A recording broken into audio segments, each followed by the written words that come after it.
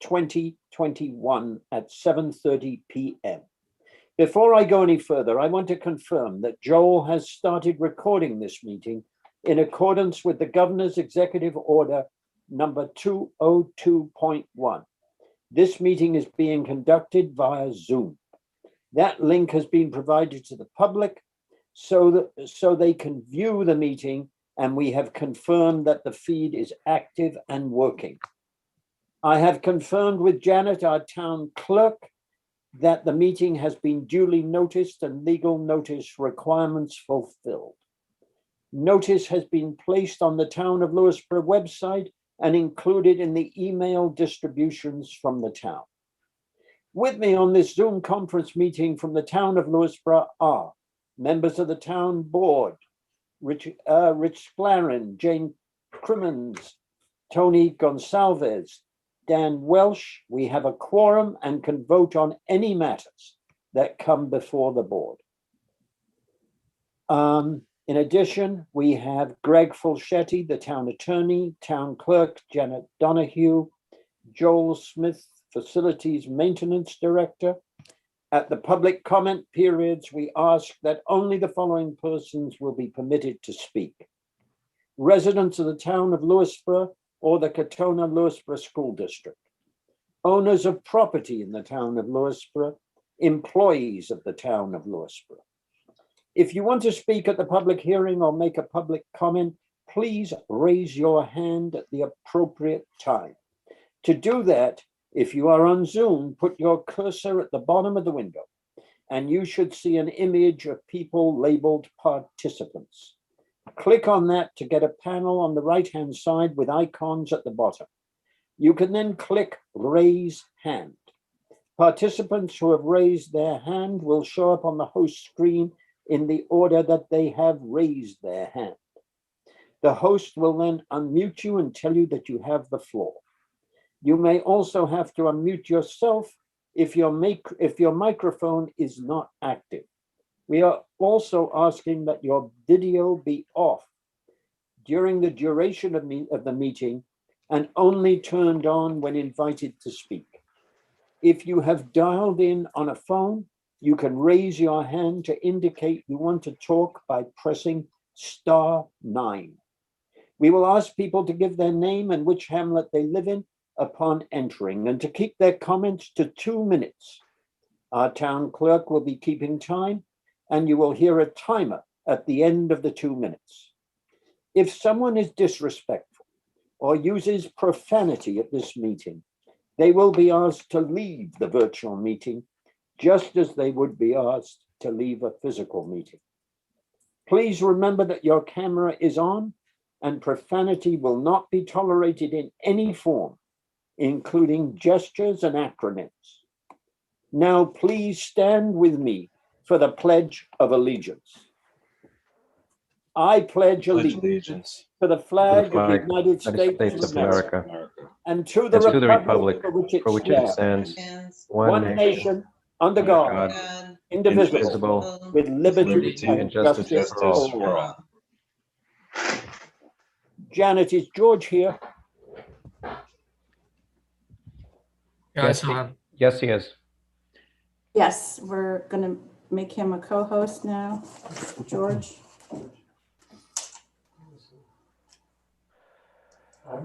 Yep, there he is. Good evening, George. Good evening, Mr. Supervisor, members of the board. Pleasure to be with you tonight. Well, in that case, good evening, George. County Executive. Peter, it's a pleasure. The floor is yours, George. Thank you. I'll be brief because I know you have a long agenda. I want to just give you an update on where we are in the county for the benefit of all the members of the board and anyone else on the staff that may be listening as well. COVID has been the dominant issue for so many of us, but as we deal with it on the countywide basis, we have these municipal calls on Monday afternoons, 3:30. Peter has been a participant in them, and we wanted to try to give everybody an update on where we are right now countywide. As of today's numbers, we have 6,332 active cases of COVID in Westchester County. And that's not a small number, but it's a lot better than what we've had over the last few weeks. About a month ago, on the same date, we had 11,146 cases. So we're down almost 5,000 cases over the course of the last 5 weeks or so. What we think that is the reduction that followed the peak period from Christmas and New Year's Eve. And we're having less people test positive for COVID than we did 2 weeks ago, which is what reflects the period of time by which the system, you go through COVID in your system and you get through it. We also have had a drop in the number of people that are hospitalized for COVID. Right now, the number is 389. And if you go back about 3-4 weeks ago, that number was approaching 588, was approaching 600. So to go from 588 down to 389 is good progress as far as we can see. On the fatality side, there's never anything good about even one fatality because it's a human being, somebody who was loved and somebody's friend and relative and spouse. But in the last week, we've lost 39 individuals, which is better than the week before, where we lost 50 individuals, and the week before that, we lost 77. So if the trend line is to reduce the amount of fatalities, reduce the amount of hospitalizations, and reduce the number of active cases, we're heading in the right direction. It's been about a 4 to 5 week period, so it's a little premature to make too many judgments about whether we're heading in this direction for a long period of time. We've seen this bell curve already go up, come back down over the summer. We were very low in the summertime, and then re-accelerate as we got closer from Halloween to Thanksgiving into the holiday season. On the vaccination side, we are making some progress, given the fact that we simply do not have enough vaccines to satisfy the demand that's out there. As you know, the state has structured everything in terms of public policy on this, and not even just the state, it's really the governor of the state who's held the executive authority to dictate, the terms of what opens and what closes, how we're going to test, what kind of data we're going to share, and then ultimately where the vaccines are going to be given out.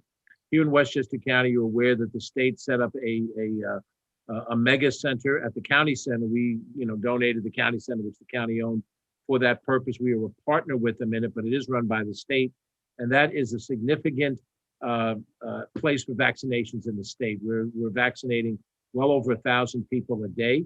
We're operating 7 days a week, 8 a.m. to 7 p.m. And over the course of the time that it's been open, they've given out over 65,000 vaccinations. And that counts both first and second doses. So it's not 65,000 people, but 65,000 vaccinations, and probably maybe at this point, about 20% of them are second doses. We at the county have 2 clinics, one in White Plains, one at the county community college in Mount Pleasant. And we've done not quite 10,000 vaccinations during this period of time. The governor has also authorized weekly allocations of vaccines to various local pharmacies. And they've selected some chain pharmacies, some local pharmacies in the communities. And then also the state has authorized some pop-up, very short-term temporary vaccination locations. And in that case, they've used places across the county that really reach out to the minority community. So there've been one in Port Chester and Peekskill, Mount Vernon, Yonkers, places like that. And they go in with a limited number of vaccines tied into a community organization and a local healthcare operation. So all in all, we've vaccinated over 100,000 in the county to this point. We've got a long way to go. There's 1 million people that live in the county. And as you know, right now, what is authorized for vaccines are everybody over 65 years of age, anybody of any age that has an underlying health issue that would be affected by COVID. So things like COPD, hypertension, diabetes, cancer treatments, AIDS treatment would lend themselves to a comorbidity. It doesn't apply to all issues, because if you're dealing with a bad joint problem, bad back, bad knees, that does not correlate to the COVID disease. So there's a list of them that the state makes available to look at. And so if you have one of those underlying healthcare issues, you're entitled for a vaccine.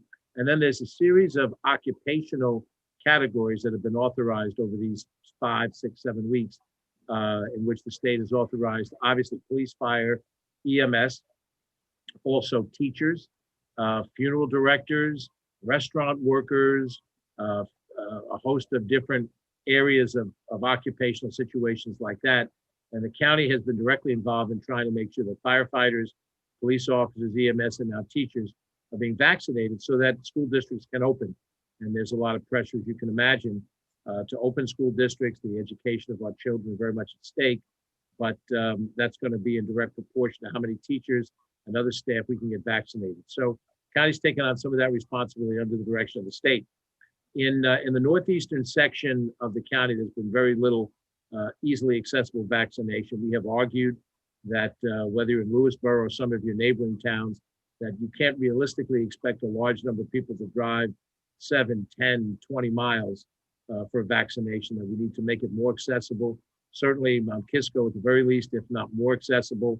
And so one of the things that we've asked, and I know that you've been able to do that, is to first of all identify any location in Lewisboro that you think is appropriate that might serve as one of these pop-up vaccination centers that might open up for a couple of days, a week, or whatever. If we get a green light from the state to really spread out the vaccinations all across the county, then we would hope to have one in every community. In Lewisboro, we'd have one in Pound Ridge too, and we'd have one in North Salem just to try to reach people. Another area that we have asked for your help, and you've been very gracious in trying to put it together, is to be prepared to help the people who are homebound, who can't leave their homes. And we would have to send out a mobile vaccination team to reach those individuals. At a county level, it would be impossible for us to figure out who they are. There's a better chance working through your police emergency lists, your senior citizen programs. Generally, most homebound are seniors, as well as working through the medical facilities to identify that. So when we get a green light from the state, they give us an allocation of doses, then we're in a position to be able to say on such and such a date, the mobile team will be in Lewisboro. We'll try to go through every single person that is on the list that you can identify. And I know I've got somewhere here, I'm not going to pull out the numbers, but we have tracked where we are with police and EMS workers and so forth. And I think we've done pretty well in Lewisboro, but if there's a few more that we have to get under the radar, we'll try to do that. So you have your emergency people who are out there interacting with people will get a full complement. We have reached out to various business associations to try to have them cluster the same information on restaurant workers, because they come in contact, with a large number of people. And in New York, we will give out vaccinations to people who live in New York, but also work in New York. And we know that when you border Connecticut, many people live in one state, work in the other state. From our standpoint, if they work in our state, we want them vaccinated so that they're not able to get the disease and then spread it. Even though they work here, they may live someplace else. So we don't have a hard and fast residency requirement in that regard if you work in the state.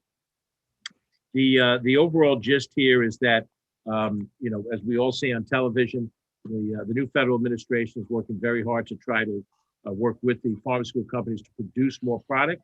There may be some more product coming online, Johnson & Johnson, AstraZeneca, whatever. But we don't right now have sufficient quantity to satisfy the demand that exists under the groups that are already eligible. And that's the smaller portion of the society. The larger portion of the society, people under the age of 65 who are reasonably healthy, once the gate opens up on that, we're going to have a very strong demand all across the board. So we're going to need the supply to fashion it. I've often likened it to having a dish of cookies, a plate with 12 cookies on it, and there's 50 people in the room. 50 people want a cookie. There's only 12 cookies on the plate. You simply need more cookies. And not to trivialize the analogy, but it doesn't get more complicated than that. And we're hopeful that at the higher levels, we'll be able to get that through. There are a lot of other issues, that we try to work with on the county government. And on another day, I'm happy to come back to answer any of those questions. But I figured I'd give you, as fast as New Yorker can talk, a quick update on these things. And then, Peter, if it satisfies your agenda, I'm happy to take some questions. I'll follow your lead. And when I see the invisible hook come out, I will graciously return your meeting to you. I'm going to give you one question, first of all, or one statement, first of all. Our Park and Recreation Department has a senior outreach lady. She is, in fact, compiling a list of homebound seniors. And it would be great if we could somehow get that going. because I'm scared about some of these individuals. We raised that issue with the state, Peter. I don't know who originally thinks of these things initially, but we had a conversation with the state folks that we talked to who advised the governor. And we highlighted that right off the bat. We were very concerned that unless we had a game plan and we use the local connections that we have, it's, most of these decisions have been made top down. And there's a logic to that because you want to have a system that's the same everywhere, not, we have one plan and Putnam has another plan. But we've highlighted that this is a critical element because usually if you're homebound, you're extremely vulnerable to the disease. That's why you can't leave the home. And while someone may say, well, you don't leave the home, but the people who come in and out of the home might bring the disease into you. So we're with you. And as soon as we get a green light, we'll be happy to work off of that list and get people vaccinated. And I would guess that the average age of my homebound seniors is 90 plus. Anyway, enough from me. Who else would like to ask a question? I think I put everybody to sleep, Peter. I apologize. Don't. George, I just want to thank you for your leadership in this effort. I know you've been very busy with COVID-related activities, so thank you very much for that. And yes, and keep us posted if we can get a local pop-up vaccination site. Well, our problem is quite honestly that our two pharmacies are so small in terms of square feet, right, that I doubt if you couldn't feasibly have a line of people waiting for vaccinations unless you closed the store, and even then there would be relatively few of them. right. And that's why I haven't sprung forward with either of our two pharmacies. Right. I also think that the physical shape of your town almost requires that there be two locations, one in Golden Bridge and one down in Vista. And there's some other towns in Westchester that are so large and shaped in such a fashion that it really makes sense for us to try to argue for two separate distribution areas to make it as convenient to people as possible. Mount Kisco works well. So does, quite honestly, the town hall in Pound Ridge. I don't know if you could do it there, but that is pretty central. That's where we vote. I mean, that's where we do our early voting. And that seemed to work very well. Kevin may murder me for suggesting that because it throws him out of the building. Peter, sorry to interrupt. We also offered our courthouse for vaccination site. Okay. So, very good. Which is central to both ends of Lewisboro. Okay. Yeah. That might make sense. South Salem, what's the difference? Right. It sounded to me, County Executive Latimer, like you were open to taking questions from the public upon the supervisor's lead. And it looks to me like we might have a question or two from the public. And okay.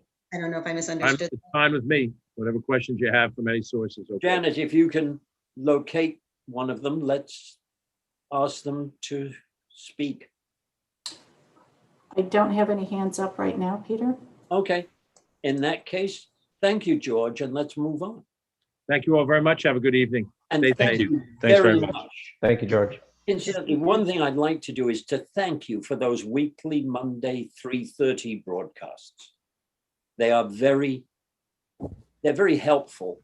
They keep you in touch. And I'm almost wondering if and when COVID has gone away, it might not be a good idea to maintain, let's say, a 2 weekly or a once a month call of the same kind.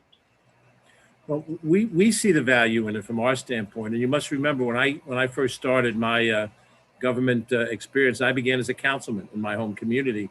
And the community that I live in has a very large county presence, playland, a couple of nature centers. So having a partnership between the local government and the county, I've always thought was a good idea.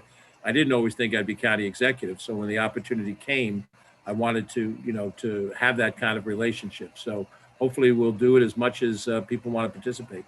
And I'm glad it came. Thank you. All right.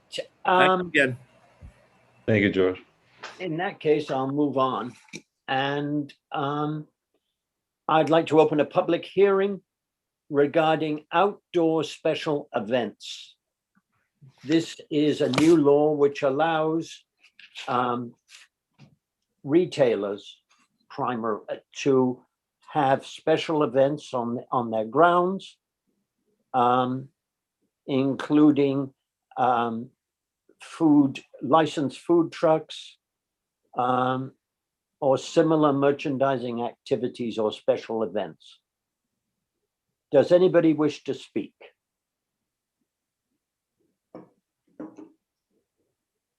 Peter, I have one hand up. Allison Biddle, I'm asking you to unmute. Janet, are we doing videos today or no videos like last No time? videos. Okay.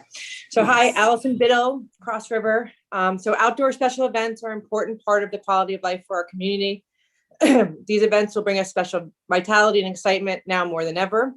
After reviewing the ordinance, I think it should also include the following items: the proposed fee schedule, a requirement that the applicant provide certificate of insurances listing the town as co-insured. Copies of all applicable licenses, including DOH and ABC, should be provided to the town as well as displayed during the event. And police and emergency services should be made aware of all events in advance. I hope these can be included in the next version. Thank you for your time. Somebody else? Okay, thank you, Allison.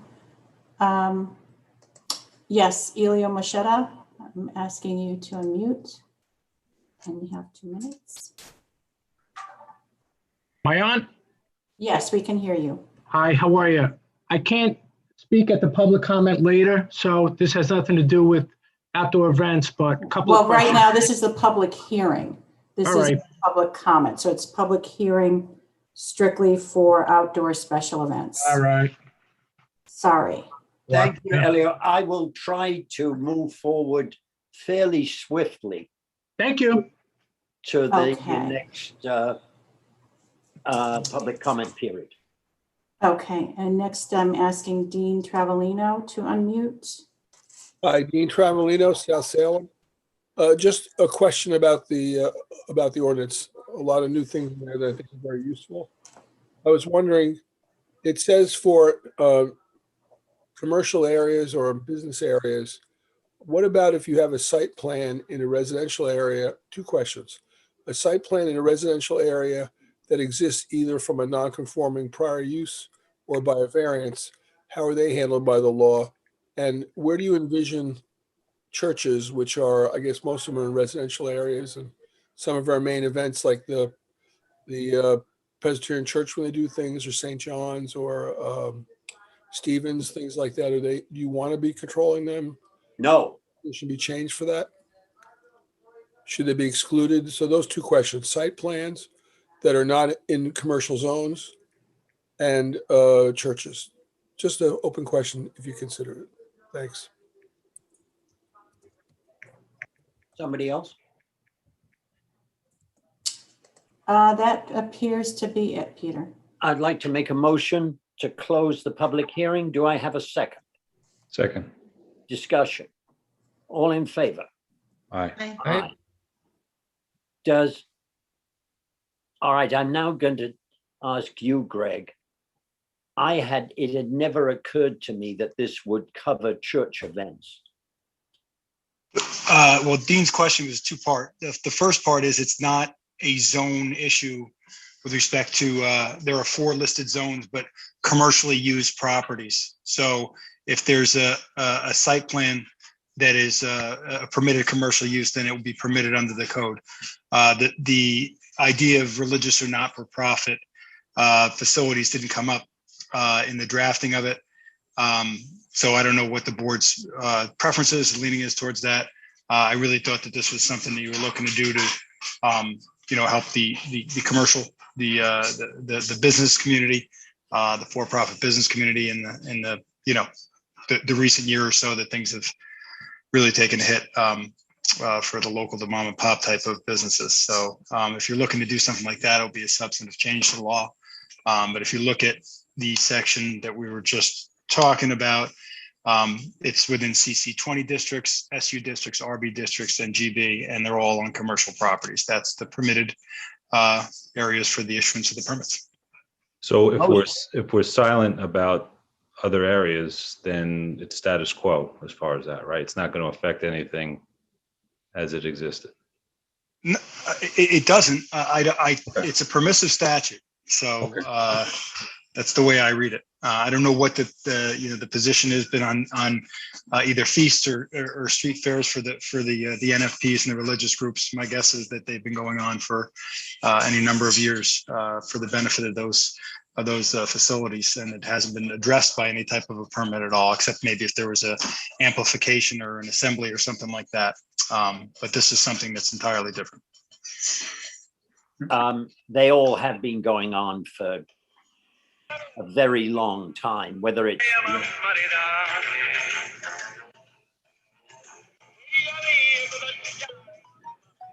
Where's that coming from? Oh, we got it. One follow-up question, Greg. There was a comment about fees and insurance and permits. I think that's based upon the broad language of what we have that's already contemplated.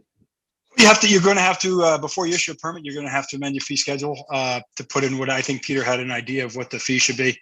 I don't know why we would have, or why we would require anybody to have a certificate of insurance for a private gathering on private commercial property that's in favor of the town. I'm not sure we'd be in a position to do that. Obviously, if they're using a town facility, that's an entirely different set of circumstances.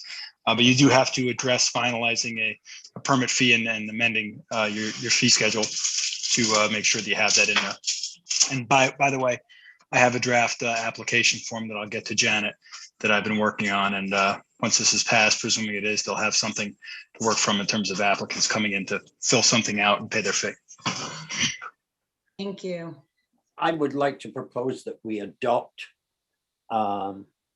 this amendment to the town ordinances.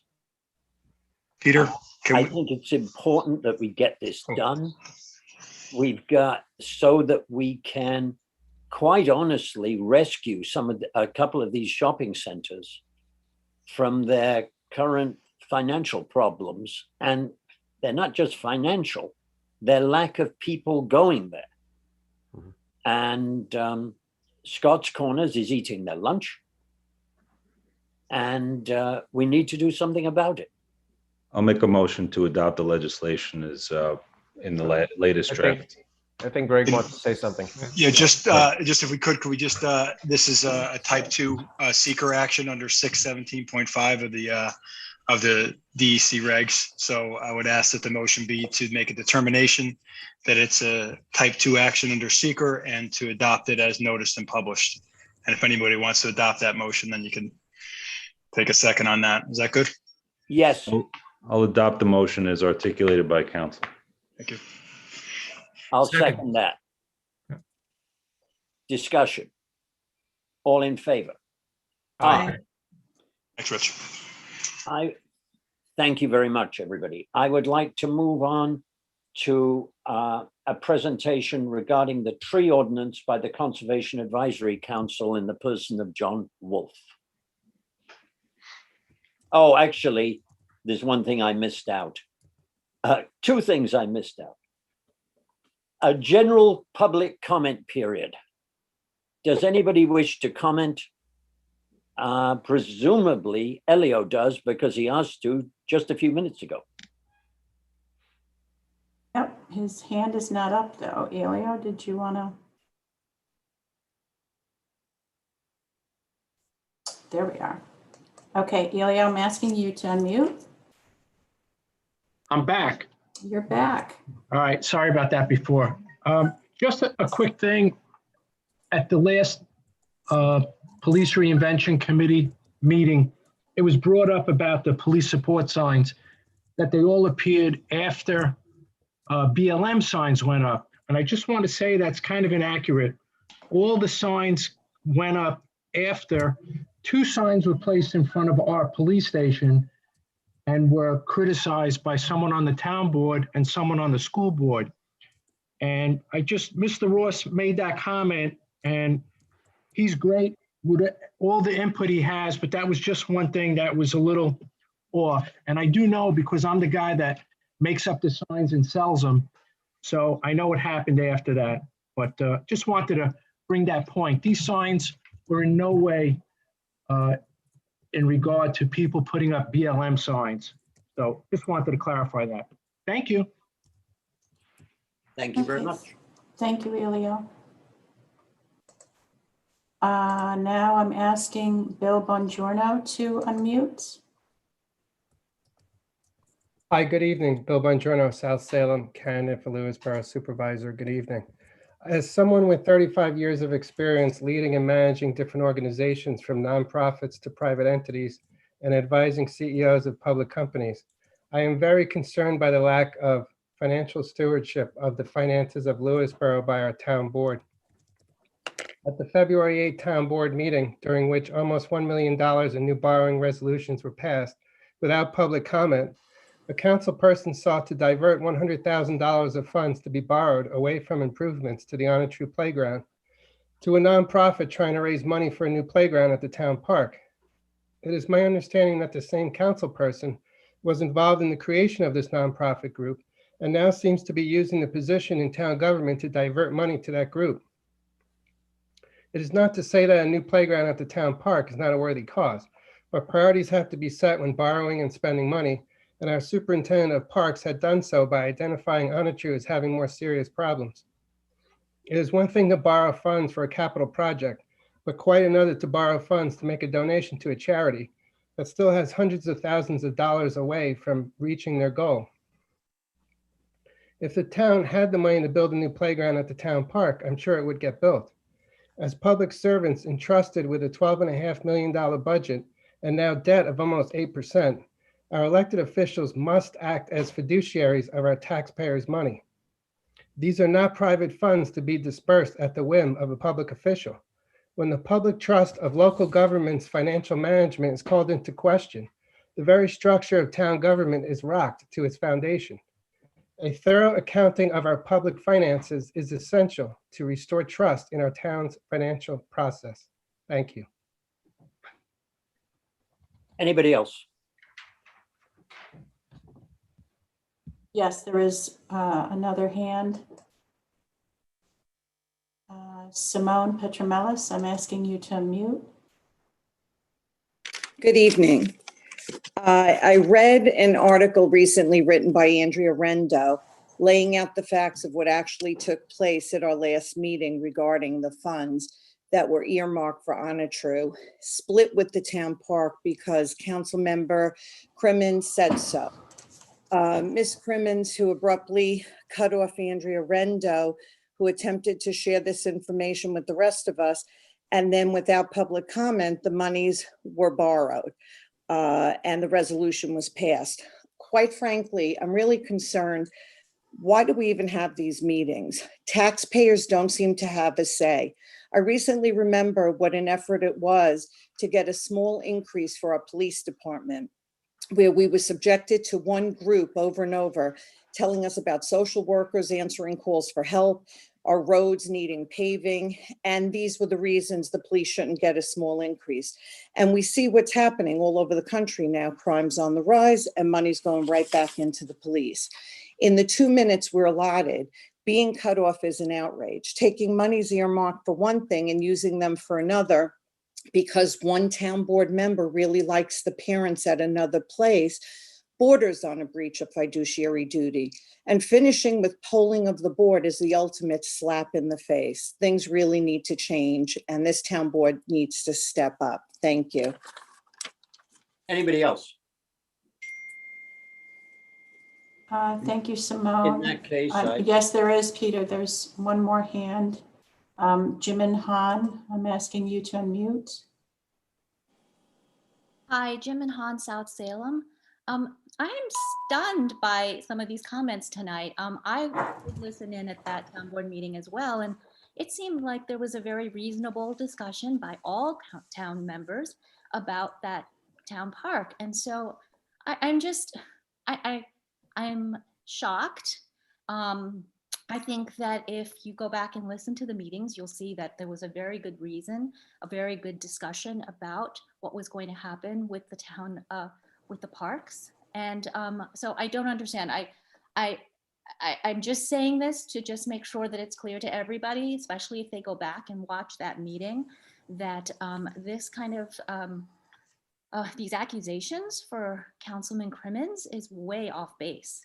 So let's just go back and look at all the facts and see that I just can't, we've already been through 4 years of all kinds of statements being said, and we need to say what's true. Thank you very much. Okay, thank you, Jimin. Next, I'm asking Peter Cipriano to unmute. Hey, how are you? Good evening, guys. Hi, Peter. Hey, it's Peter Cipriano from Vista. Just regarding the playground monies, I believe you guys should probably put it back to Parks and Rec, because we discussed this a few years back, and we decided for the town park to be self-funded. So I think that should probably be discussed as well. I'm pretty sure it's in our minutes, but I couldn't find them because they're not posted. But they will probably be posted soon enough. But I believe that this was discussed a couple years back, and it was going to be fundraised by Errol Ansis, I believe. And he seemed very capable of doing it. So maybe we have to discuss this Parks and Rec, because Parks and Rec did make a kind of judgment call.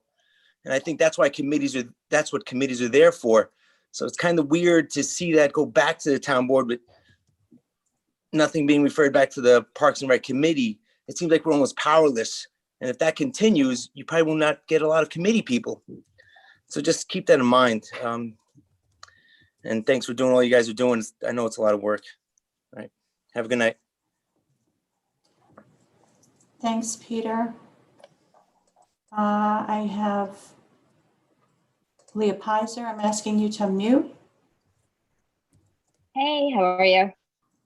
Leah Leah. Pizer in Golden Bridge, New York, and I wasn't at the last meeting. I don't know, any about what happened. And my only question is to please confer with council fully that it is legal for the town to take a loan and then donate to a nonprofit, because it just sounds like something I'd be litigating down the road. But so, I don't know I forgot the attorney's name, but that nice kid. Can you make sure that what you guys are proposing, if this is what you're proposing, is legal? Thanks. That is not what we're proposing. We are proposing conceivably taking some of the money and using it to build a part of the playground. We do not give it to any charity, because I agree with you, that would be illegal. Well, my understanding is all we've done so far is pass a resolution to borrow up to a certain amount of money, and that's all we've done. Right. What has not been decided yet is how it's going to be spent or where it's going to be spent, because we're in the process of getting bids, finding out what costs are going to be. We're going to speak to contractors and see what can be done for the most efficient amount, least expensive amount of money. And then once that process is done, including efforts to secure any additional grants from New York State potentially, then we'll see where we are. And then it'll come back to the board to see what our options are and the best way to spend the money in light of the resources we have and what we need to do. That's my understanding as to where we are at this point in time. Yeah, Rich is Anybody correct. else? It's work in progress at this point. Okay, no, hold on, Mary Shaw, I'm asking you to unmute. Just a quick question, Mary Shaw Vista. So would you then go ahead and consult with the Parks and Recs committee as to their advice as to how the money would be distributed? Can I speak to that, Peter? Yes. So Mary, the short answer is yes, we will consult. I've been in touch with Dana since I'm the Parks and Rec liaison. And so no firm decisions have been made. We still have to draw up the plan, to Rich's point, and we will consult with the committee. Okay, that appears to be it, Peter. I'd like to make a resolution to close the public comment period number 1. Do I have a second? Second. Discussion, all in favor? Aye. Aye. All right. I'd like to propose that we approve our consent agenda. Do I have a second? Second. Discussion, all in favor? Aye. Aye. I'd like to ask John Wolf, representing the CAC, to make a presentation on the tree ordinance. Okay, we're going to make him a co-host. Yeah, I was worried John? he'd gone away in despair. There we go. I will share my screen. Yep.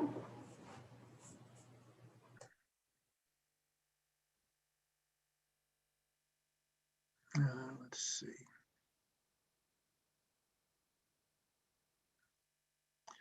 Okay, everybody hear me? Yeah. Loud and clear. All right. So we were requested by the town board, I think, a meeting or two ago, to propose a tree ordinance. There's a little history here. The original request from the town board was in 2018. At that time, Jan Anderson was the chairperson, and she primarily created the original ordinance. And then we had a couple of hurricanes and I think a big snowstorm, which caused a certain amount of damage in town. So it was kind of put on hold at that point. Last year, the town board again requested that the CAC propose a tree ordinance. And then, as you all know, the pandemic hit. So before we got a chance to update the document, Jan, in the meanwhile, had done some updates to the wording. And so there was a later version than the 2018. And then this year, once again, we were asked to do it, and this year we're going to get to it. So there has some updates and there's some additions. The current ordinance basically only applies to clear cutting on 5 acres or more. There's additional protection provided by the wetland code. The town board is the review organization except for wetlands, and the planning board is the review organization for wetlands. Lewisboro is pretty much the only northern Westchester town without a comprehensive tree ordinance. Why do we have one? Well, there's some clear environmental values, and we can go through them quickly. Intercept and store rain, protect against erosion on steep slopes, filter pollutants from the air and release oxygen, act as a windbreak, cool outdoor temperatures and protect from UV rays, and there are many others. There's economic value for a tree ordinance. Trees increase property value.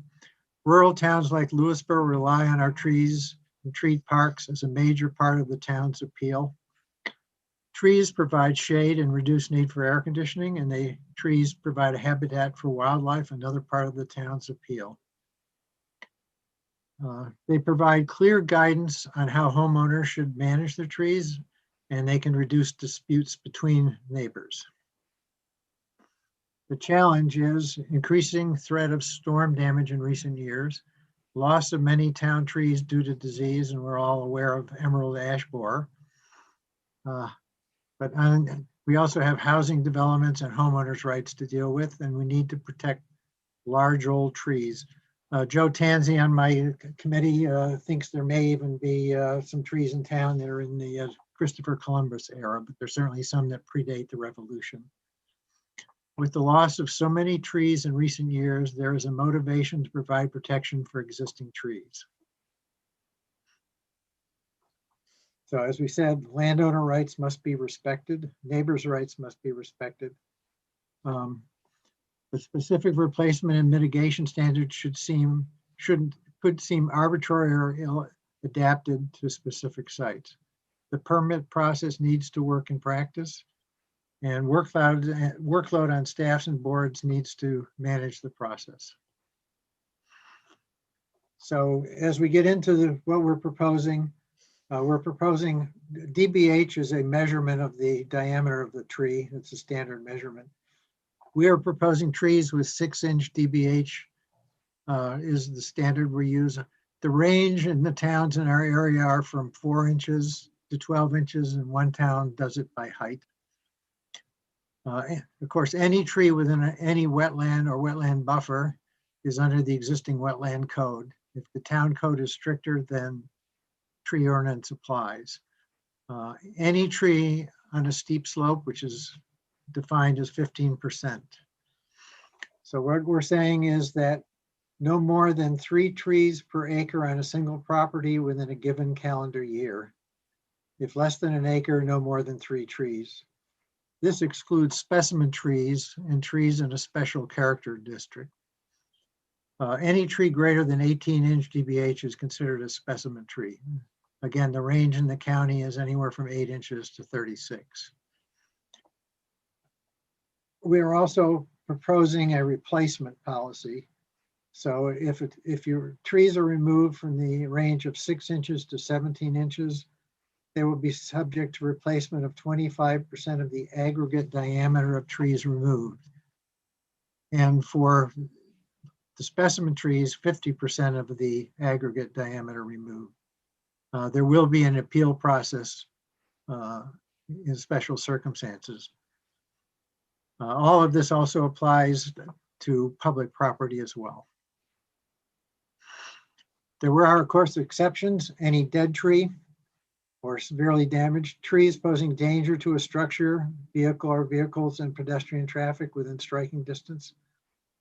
Forest fire control as necessary to maintain rights of way for lawful easements.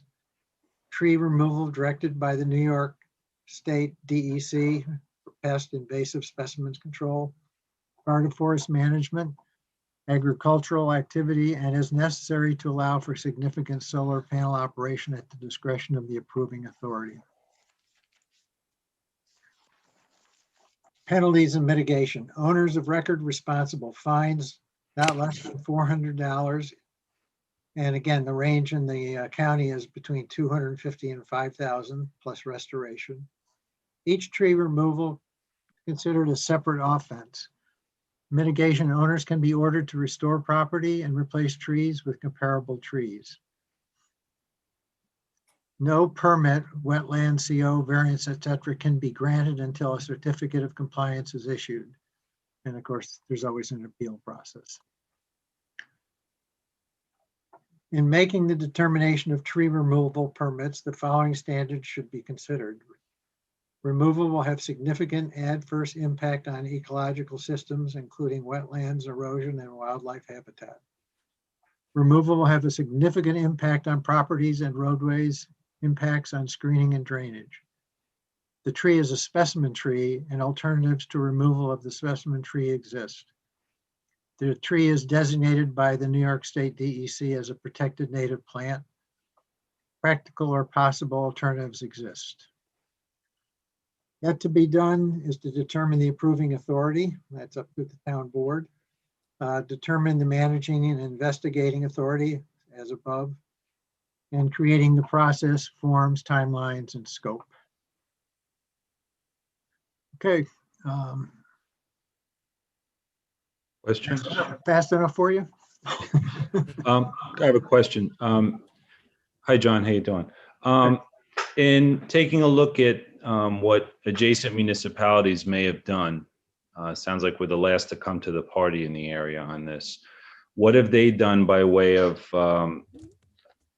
administering authority, et cetera? It varies. It depends on the side of the town. Bigger towns like Bedford have more resources. They can have an, arborist. They can give it to the wetland inspector. But there's, it depends really on the size of the town. What do you think would work best for us in Lewisboro? I suspect the wetland inspector would probably be It probably has the best background for it. You know, I think the housing is, the other inspectors probably don't. But that's probably the most likely one here. I mean, would like. we at don't the have a lot of moment- resources, so. At the moment, we're proposing the wetlands inspector after consultation with your committee, with your council. Yeah, as I said, we're advisory, and so that's, Your advisory, but Jan Johannesson would be the final authority. right.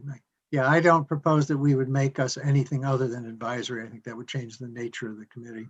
Which has the advantage that at the same time, he's looking at wetlands and steep slope, Yeah. which he's used to doing.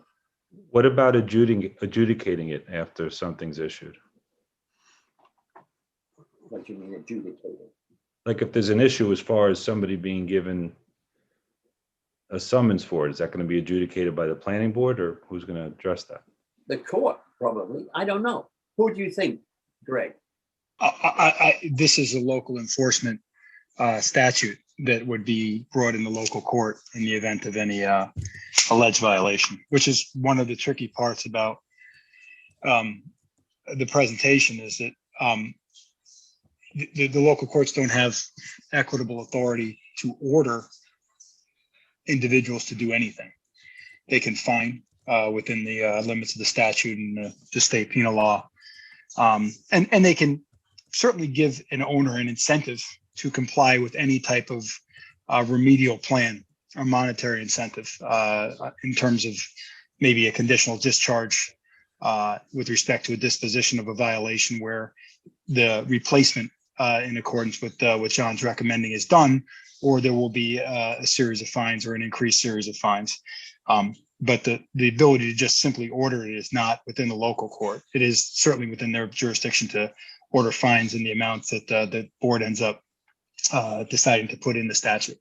But I always thought it was contemplated as a local enforcement statute and not to the planning board or any other, or the town board or any other authority. I will say that in the context of a site plan or a subdivision, the planning board will be considering all this in the totality of that review process. I think this is more along the lines of, standalone applications for people who are doing things with their property that don't need other types of approvals.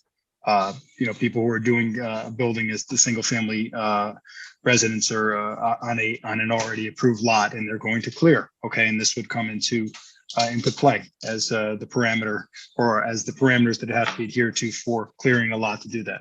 But if there's a site plan application, the planning board can consider all the provisions of this chapter when they're doing the site plan approval, or with the subdivision or anything to that effect.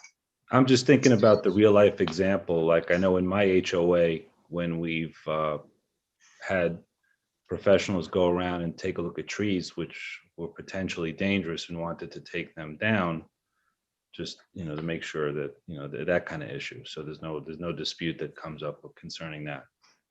In terms of trees, I think we contemplate that the wetland inspector would weigh in on those decisions. Okay.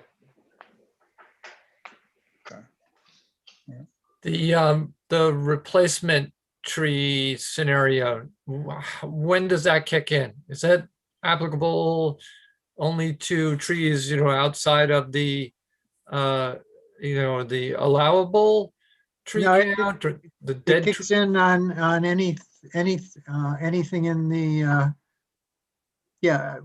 3 or more, on the 3, it kicks in. So, okay. So with a permit application, if somebody's proposing to undertake activity required to be permitted, the conditions of the permit could be the replacement in accordance with the parameters that John talked about.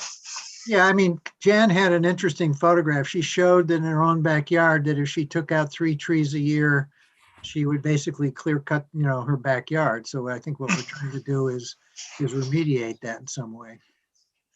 Sure. That's true of a lot of people, John, that with the smaller properties. Yeah, well, she was just using it as an example. So, The last time that we, one of the times that we spoke up, good evening, John. Thank you for your presentation. I'm really happy to see this back on the agenda. One of the times when we discussed this, we talked about identifying specific trees in town that you probably covered it in your presentation, what those are called, but special character district trees, or I know they have one in Bedford. Are you familiar with that at all, or what do you Yeah, think? they're is called that idea? specimen trees, and we defined it by size. Okay. But there's also, I think we talked about there could be significant, special ones that are some historical value or something like that as well. Right. That would fall into that same category. And those are the How ones would we we go clear. about? Go ahead. How would we go about identifying those? I think they're fairly, well, again, I think they're fairly easy to identify. You measure them. The other ones, I think, as part of the permitting process, the wetland inspector would be prepared to know which ones those are. I mean, I got Joe Tanzi on my committee, he probably knows everyone in town. That's right. So to that point, John, in the document, it says that a specimen tree is a tree with a DBH of 18 inches or larger. Yes. Right. So any tree 18 inches or larger is considered a specimen tree. Yes. Okay. Again, these numbers are our recommendation. It's up to the town board to decide what they want to implement. We looked across all the different towns and, kind of decided what we thought would be the right thing to do in Lewisboro. There's one thing which I disagreed with, which you've pulled out, I think, which is the requirement to keep a mark on a tree which has been already taken down legally. I don't recall that, but. And I'm glad it's been taken out, because when we have, well, normally dead trees taken down, we cut them flat with the ground, and there is no way to leave a ribbon round it because there isn't any height left. Right. The other thing is town land. I am reluctant to make my volunteers in the preserves get permission before they finish their work in an area. And on the whole, as far as I know, they're exceptionally reluctant to take down trees except when it's necessary in order to make the preserve what it needs to be. But I think we allowed for that in terms of the forest management exceptions, so. Oh, that's part of, okay. I thought that the town land provision might. Well, what we're saying is that the town, the code applies to the town as well, but again, so do the exception. So I think that we're probably okay there. Okay, because I really don't want to deal with George Scott, who's head up for cutting down an excessively large tree in Leon Levy. Well, keep in mind, this is your code, so you can make the changes you Okay. wish. We're just giving you a proposal. All I'm saying is I'd like to live. Yeah, I think generally the preserves people are taking out things that are like half fallen, and they're very rarely taking out like healthy new trees. Not new the version that's oh, sorry, Peter. Go on. The version that's before the board does not address the town seeking permission from its own officials to remove trees. I've never been a proponent of a town coming to its own review boards for approvals. I think it's something that's largely unnecessary. But if you want that in there, I would have to put it back. I'd originally taken that out because my experience, that's not something that is overly effective and usually is looked at sideways anyway, that the town's coming to its own boards. They're never going to get denied, in the general scheme of things. So, but if you want it back in, I will put it back. So I'd prefer it not in at all, quite honestly. That's how it stands at the moment, but let me know otherwise. Sorry. Good. All right, any other comments?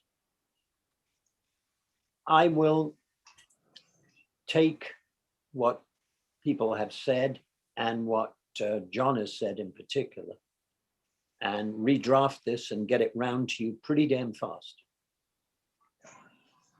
Okay. Probably want to have that out by early next week, right, Janet? To be published for the 8th. We need 5 days notice for the 8th, right? That's our public hearing date. Correct. Yeah, so So when do I, well, you tell me when I've got to get it on your desk. maybe by the end of this week. That should give us Okay, enough that's time to get fine. it published. Okay. All right, so the game plan is to have a public hearing on this at the next town board meeting, yes? I think you said it. We It's done? already been Set? set. We're good, okay. Now, I have a question for that. Is that, are we going to present this or is it just, how is that going to? We're going to It'll be- present something which is exceptionally similar to what you've outlined. Okay. But the operative word for me is you're going to present it, right? So you're not, in other words, you're not asking for John for No, a, no, a no. redo. No, John has Okay. done his part. He's advised us. Okay. Terrific. And just so everybody's aware that the official that you designate, presumably that's the wetlands inspector, is to issue permits or conditional permits upon mandatory consultation with the CAC. Yes. That's the way And they, he has so it's agreed not, to do this. Incidentally, this is something I should have told people. Jan Johannesson has agreed to be the tree inspector. And is the intent to put this new document out for the public's view next week? Yes. it'll be 5 day, minimum 5 day notice in the official papers for the public hearing. Right. So just so you know, my public notice will go on the record review this Friday. Okay. Oh, so you need it when? Tomorrow? Well, I'm just noticing it and then, you know, we can have it Oh, all on right, the yes. website. Okay. Notice it and I will, and you give me a deadline to get the piece of paper to you, because quite honestly, the number of changes necessary based on John's presentation are de minimis. I'm hoping nobody understands that, which will allow me complete freedom. I do. Don't get into it, Rich. All right. I'd like to move on to ask your approval for something which is not on the agenda. It is an agreement between the town and the county for the 3L, for money for the 3L. They got this to us outrageously late and they want it back outrageously fast. So I haven't got much alternative but to slam it, widgeon it into this week's agenda. In simple terms, this is a continuation of the previous agreement on the 3L, and we're requesting $47,215 for the January to June 2021 period. Sorry, 3L? Oh, sorry. The 3L is the Lewisboro Learning Lot, which is a brilliant concoction Got of it. Dana's to, one, provide care for kids whose parents either can't take it any longer or are both working. Yeah, more like. And in addition, yeah, it has been a first-class innovation. And it really was an innovation because initially Dana was told, or Dana and Reed, who was very prominent in this, were told that it couldn't be done. And they were clever enough to widgeon their way through the existing laws and get permission to do it. They were then clever enough to find a way to finance it. I'd like to keep that going. I've heard nothing but praise for it. And hence, that's why I'd like somebody to propose that I am permitted to sign this document subject to Greg Fulchetti's review. I'll make the motion. If you could just quickly let everybody know its availability, who it's available for, and the hours as far as the program. It's available to anybody in town who, it's available to elementary school children, but not kindergarten. Am I right, Jane? You were part of this, weren't you? Tony, do you know you're the liaison to the PrAC? Yeah, I know. Yeah, this was implemented before I started being liaison, Okay. but I know there's two groups. It's I elementary forget the age. school. It's Yeah. Dana's hand for is up, kindergarten. so Oh, Dana Dana will is be here. able to answer that. yeah, Dana's hand is up, so why don't we Okay. talk You're to on. Dana? Dana? Yep, can you hear me? Yep. The learning lot now, because we received grant money from Westchester County, is open to all Westchester County residents. Obviously, because of our location, nobody has taken us up on the offer outside of Lewisboro. We have two cohorts. One meets Monday and Tuesday. The other one meets Thursday and Friday. We take any child on Wednesday when they're all remote learning. The program starts at 8:45 and ends by like 3:30, 3:45 when they get picked up. But most kids come in after 9 and most kids get picked up at the latest time. And it was Michael's brainchild, Michael Portnoy's That's what I was brainchild. going to say. And I just made it happen. Like I knew who to contact to get the answers and to get the it moving so we didn't have to get a daycare license. So any other questions? How many kids in the program, Dana? The fall, we had a lot more because when the school just went back, it was only the kindergarten and first grade that was going full time. Now they've pulled the second grade in and the special needs students. So our numbers, they're a little under 20. It's low, so we still have space if anyone wants to take advantage of it. Okay. The word out. With that said, I'll make the motion. Okay, who seconded it? Can we have a second? Discussion? All in favor? Aye. Aye. Aye. Greg, I'll get this to you pretty damn fast because I really do need you to. It's relatively lengthy and it's like any county agreement. I'll take a look. The first few pages I've read and they're fine, but it's then we get into appendices A, B, C, D, E, F. Thank you very much. I would like to move on to a resolution waiving wetland activity permits for multiple replacement bridges in preserves by the open space and Trails group.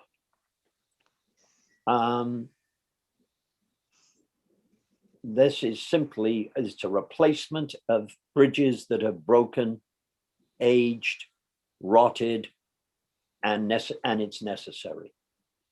I thought I saw like Mike Surdej or somebody on this.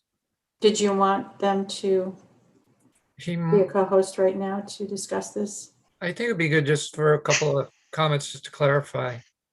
Okay, so we have George Scott, Oh, yeah. right? Yeah, And, that's great. Mike Sergey. Yep. Joel. And then that's under Carol. I'm doing Carol. Carol is from Mike. And I think Bev's Correct. iPad. I'm using Carol's computer. I think, Right, so there you are, right? So that's Mike. and I think Bev's iPad may be George. Yep. George, you now taken to coming in disguise. Yes, she has a better device than I do. Okay, there you go. If I may say so, I'd like to just go over the tree ordinance. The Town Open Space and Preserves Committee has in our practices, trail building shall be performed with no disturbance to large trees, and then it goes on and defines it more. We don't take down large trees. That's really against what we do in preserves. We do cut a lot of dead trees across the trails, but that's about it. Okay. Oh, there was any other comments about bridges? Yes, I'd like to just clarify something. We're asking for approval, not just for replacing bridges, but the occasional new bridge that we build as well. Okay, sorry. Basically, we've been working with Jan for a decade or more now, and things have gone very well. And what I think what OSPEC would like, and I'm pretty sure Dan is in agreement, but I'd let him speak for himself, is that we would like to present, well, first of all, background. Early days, we didn't have any money. Okay, so we had to take dead trees and split them by hand and then carry them and put them over a ravine, over a small stream, whatever it was. Well, these are short-term fixes, and most of these are starting to fail now.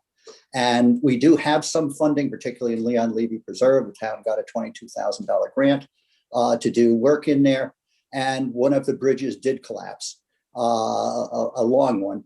And we would like to just be able to replace them and also to be able to build new ones. We would like to go to the building inspector with a number of different bridge designs and plans. And if he approves them or asks us to modify them or whatever he does, then they would be standard construction bridges that we could build. And then when we go out with Jan, which we do every time we're in wetlands, and we could say, well, we're going to be using Bridge C in this particular place. And he would know what they are. We would bring the drawings and so forth. And then Jan would approve things the way we are. That's basically all that we're asking for. So do we describe this, and I may be wrong here, we're looking for an administrative permit rather than going to the planning board or something? I don't know what you would classify it as. It's whatever you In other words, it was called for. In other words, Jan can make the decision. Jan has been making all of the decisions up until now, but now that the bridges are instead of being built out of natural logs and things like that, we're getting into pressure treated wood, which is allowed by Jan and everything. And we have done a number of these smaller ones. This came up because we're doing a 20-foot bridge. It sounds like a lot, but it's only 20 inches off the ground. And the stream that it crosses is intermittent. And the stream, when it's really high, is 6 inches. So, we're not looking at a lot of things here, but Jan would like them approved, by the building inspector. And I think that's very reasonable. Both Mike, Sergey, and I are quite experienced in doing this, and we've built a lot around the town. And so basically what this is doing is formalizing the building inspector's pre-approval of designs. And then Jan, when we go out in the field with Jan, which we have to do all the time, of course, then Jan would say, okay. So it seems like the item in the agenda calls for waiving the wetland activity permit, but in fact, Jan will still be involved. What you're saying is let's pre-approve from a structural point of view these different bridge types, and you're skipping the building inspector rather than skipping Jan. Yeah, no, Jan is always involved in these. And yeah, what we're doing is adding the building inspector into the loop, and he pre-approves them as opposed to us going every single time that we have to do this if a bridge collapses or something like that. And these would be pre-approved, and the circumstances of when one bridge would be used versus another would be defined by the building inspector. Mike, and then we would have these plans in hand. Mike, what did you do on the bridges you put in behind the school? Those were engineered structurally by the folks we got the laminated beams from. So they determined carrying capacity based on my specifications. And when they established that 3 beams would hold X amount, I went to a fourth beam. That was my engineering overload. Right, but Everything in was terms of who also approves that's on school property. correct. So everything was vetted by the school, Right. was vetted by their architects, K&G, out of Mount Kisco. So although I did do the drawings and the designs and the specs, everything was vetted by people who were responsible. So in this case, there is a uniform code of construction in the building department's manual of arms, if you will, and we'd be going by those specifications in terms of spans. We've already accomplished that at the cross-country course in terms of distances we span based on the height of the joists. So all of these things are already in play. We're not reinventing the wheel. Great. So we've actually got a strong precedent here. Absolutely. George, you're raising your hand. Go ahead. Yeah, I would like to add one more thing, if I may. These bridges that we're building are not your types of pedestrian bridges that you would see on a highway or a road. These are what are called wilderness bridges. The materials, like for instance, the one we want to do and replace on the Purple Trail, the closest we can get it, we have to carry it in a half a mile. I mean, hundreds of pounds for some of these beams, and then assemble the beams on site. So I think this has to be taken into consideration. And also the amount of people on it. These are very narrow bridges, one person passing at a time type of thing. The one in the Purple case, for a person to even reach that bridge is almost a 2-mile round trip to get in there. So people are in pretty good shape to get in there, to be able to cross this bridge. And that's all we're asking for, is that these are not to be built as a pedestrian bridge. These are wilderness bridges, and there are precedents for this American Appalachian Club and things like that. And we would be presenting these to the building inspectors, the spans and such. So Greg, you've heard the back and forth here. Now, obviously, the ultimate goal is to try and sort of streamline things, so it does not have quite the same level of paperwork and bureaucracy that your typical building project requires. They want to pre-approve certain building bridge types, and I'm trying to figure out what exactly it is that we're resolving here. And who is going to do what. Did you extract anything from this that you could clarify for us? I think that the activity for the construction, whether it's replacement or actually construction in its initial sense, in the protected areas, is what we're looking to waive the committee's responsibility to do. So if the wetlands inspector and your building inspector still have review authority over it for the purposes of what's going in there, I guess Peter's motion here is just not to make them go through the process of having to get a wetlands activity permit. So if you were to waive that, that would be something that's in the broadest sense. They wouldn't have to go to your wetlands ECB. So that's what I'm confused about, because they're saying that Jan will still be involved here. Right. Is it just like he's going to give a nod out in the field, you're good to go, and then but not have to do paperwork for it? Is that what we're talking about? That's what my understanding is being presented, and it's if the board, the actual formal permit fee and permit process is what's contemplated to be waived here. So there's that, but then we also heard about the idea of getting like pre-approval from the building inspector for certain bridge structure types, X foot long, as a permit structure, which is different, separate and apart than for activity in the protected area. Right. There's two. So it might be a separate thing, right? Yeah, multiple. And the only thing we're contemplating right now is the work in the protected area, whether they would have to go through the formalities of permitting that work. And that's what the motion was for. I'd like to make this as simple as I can for the guys who volunteer out there to make this happen. And based on the work I've seen and walked over, they are exceptionally capable of this. And if the design's been vetted, why not make it simple for them to go ahead and build without. It sounds like that design issue and the sort of pre-approved designs is a separate issue from waiving the wetlands activity permit. Yes. I agree. So what we're resolving here, and then how do, we need to word this, it wants to be, inclusive, but, maybe not let, totally infinitely open, right? Because I'm not sure if that'll be allowable. How do we word this? Can we combine the two? Combine the waiving of the wetland activity permits and the building department having a requirement to inspect bridge designs? There's nothing that prohibits you from doing that. It's your own agencies doing the work. So I don't have a conceptual issue with you doing that, if that's where you want to extend it to building permit as well as wetlands activity permit.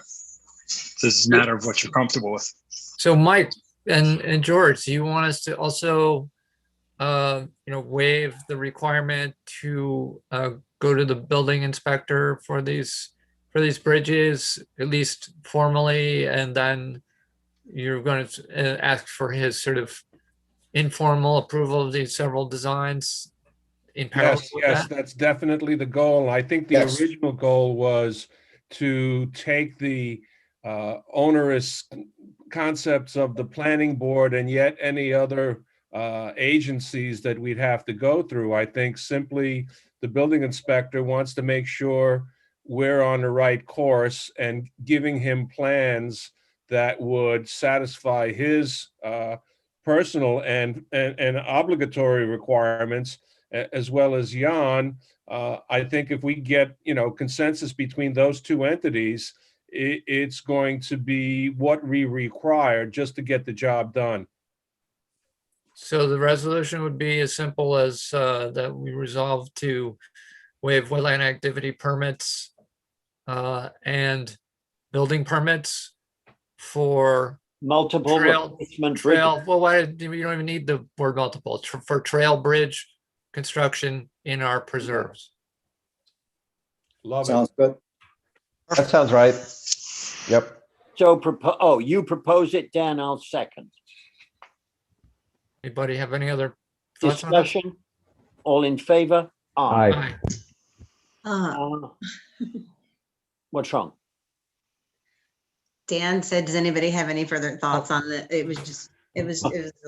Oh, I cut off Dan? I'd never do that. Yeah. Next, I'd like Hey guys, thank you.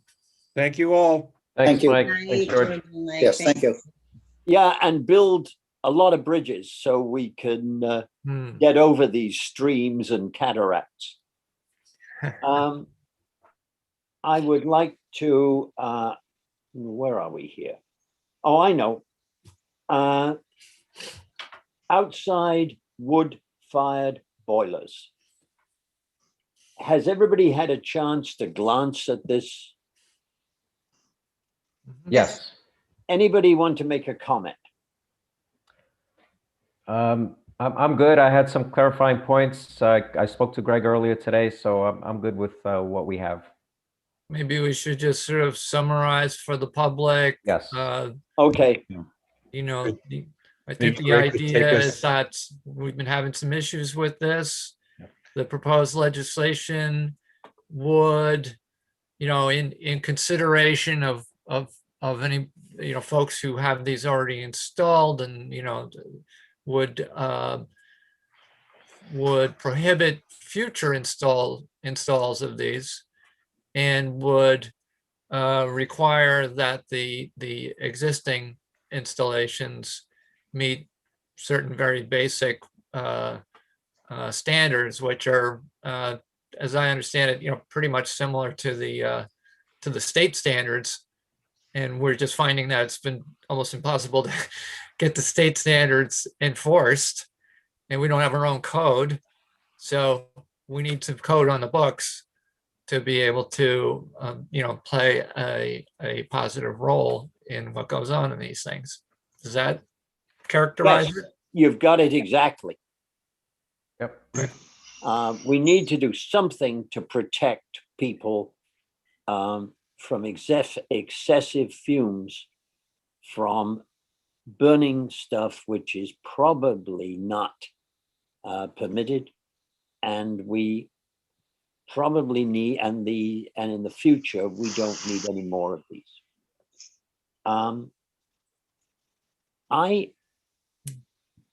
Greg, are you going to go crazy if I set a public hearing on these? Not at all. On this? I'd like Not at all. I would like a motion to set a public hearing 2 weeks from now. I would, well, You'd go 4 weeks. I would go to the following meeting. I think that if there's any technical comments that anybody has on it, that gives us enough time to revise it, get it out one more time, and then have enough time to notice it properly in the paper and get it up on the website. 2 weeks is possible, but it's something of a squeeze in case there's any other comments that anybody has. 4 weeks from now, that is not March 8th, it must be 22nd. March 22nd, yes. I'd like to make a motion to set a public hearing on this for March 22nd. Do I have a second? Second. Discussion. All in favor? Aye. Aye. Peter, just if you or the board would allow a couple of people who have been involved with this particular issue have their hands up. Do we want to wait till the public comment, or? I'd like to wait till the public comment. I mean, Okay. and plus we've got a public hearing on this coming up. Right. All right. So we'll wait to answer. So Robert and Stacy will wait till the public comment. Yeah. Okay, so I'll lower their hands now. Okay. Next item. I'd like the board's approval to apply for something we've applied for before and not got, which is a state grant to right size the Elmwood Road culvert 100 feet north of the intersection with Wakeman Road. This is a proposal which we've done before. I'd like to do it again. There's quite a lot of money being laid aside for culverts and bridges by the state, and I'd like to at least try. And good. I propose doing that. Do I have a second? Second. Discussion, all How in much favor? how much we applying for on this? Do we know? 170, I think. Okay. 170,000, sorry. Yes. Great. Otherwise, you might just reach in your pocket. Get it over with. Yeah. Discussion, all in favor? Aye. Aye. Jane, over to you. An update on race and equity. The update on the Race and Equity Committee progress that we're making. Good evening. Thank you so much for putting this on the agenda and giving me your time and your ear a little bit for this. I wanted to give an update tonight because community members have been asking for specifics and details. They've been asking me, they've been asking my colleagues, leading my colleagues to inquire, and it has led to me wanting to give an update to the community. I'm so appreciative and really pleased to have people engaged and organized around equity work right now. So that's another reason that I wanted to give this update, because I want to keep that going. So the update is that we are not ready to lift this committee off the ground just yet. We have more research to do and clarity around our goals and mission. So I have to invite patience into this process rather than urgency. We are talking about a cultural shift here that takes time, and it can only move at the speed of trust. We need, as a community, to be able to build an environment where voices of color can be heard freely, unobstructed, unencumbered, and that takes time, and we're just not there yet. But I do have some ideas for how we could get there. And so that's what I want to get to next. The first thing that I have a couple of proposals here. The first thing I want to do is have a web page on our town website. And for now, we can call this Lewisboro's Equity Initiative. And that can then be a place that we can compile some resources for the community, and also a place to keep people up to date on the formation of the committee and how they can be involved. And so I would propose that we do that. My second proposal comes around the month of June. June is Lesbian, Gay, Bisexual, Transgender, and Queer Pride Month. I propose that we create an LGBTQ program development task force in order to help the town pull together some educational, ceremonial, artistic program pursuits, and I'm sure a ton of better ideas that will come from the community that will from me.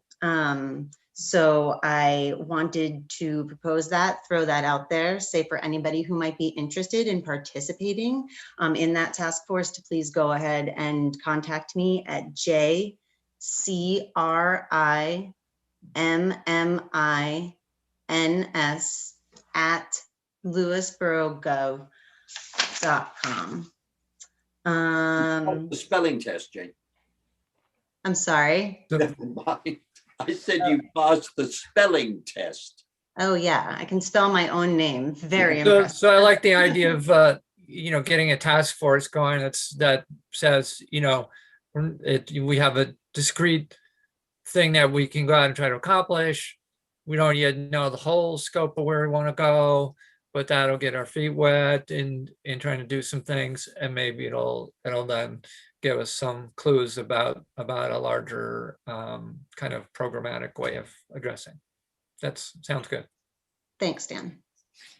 I think that one of the things which has begun happening recently, and I hope it is in no way a trend, is the recent violence against people of Asian ethnicity. And there has apparently been a big increase in that. And I am disturbed by it and I think it seems that at the moment, if you're different, you're bad. Yeah, well, I think, violence against any group is kind of, violence against all of us in a sense, right? And so, sure, I think I'm just saying that I had not thought of this as a country where Asians had to be worried. I mean, just to follow up on that, you mean since the Japanese internment camps? Yes, I mean in the last month. No, I mean, you didn't know that I must have misheard you, sorry. I knew that Asians have been badly treated in this country historically. Oh, okay. But I had thought that nowadays that had pretty well gone away, except I'm wrong. In the last month, there has been a bad upsurge in violence against people of Asian descent, mainly Chinese, I think. That's all. Yes. More, Jane? That's absolutely devastating. And I think what we are seeing is a rise in hate crimes in general. And so I think that, anyone can be a target. And I think that's why I will say that from feedback I've already gathered, it will not be called the Committee for Race and Equity. I got that feedback from individuals of all races. That name was not supported. So it won't be called that. I don't know what it will be called, but that was important to bring into this space as well. Okay. Any other questions? Yeah, I just try and understand where we're at, if anywhere, at this point in time. If anything's it sounds like nothing's being asked of us at this point, right? To allow a town so I think to allow an addition to the town website. And to develop a task force for lesbian, gay, bisexual, transgender, and queer Pride Month. Well, okay, so, well, if you're asking for a vote, I'd need to know more what's contemplated on it, exactly. It seems like it's just kind of not well defined at this point.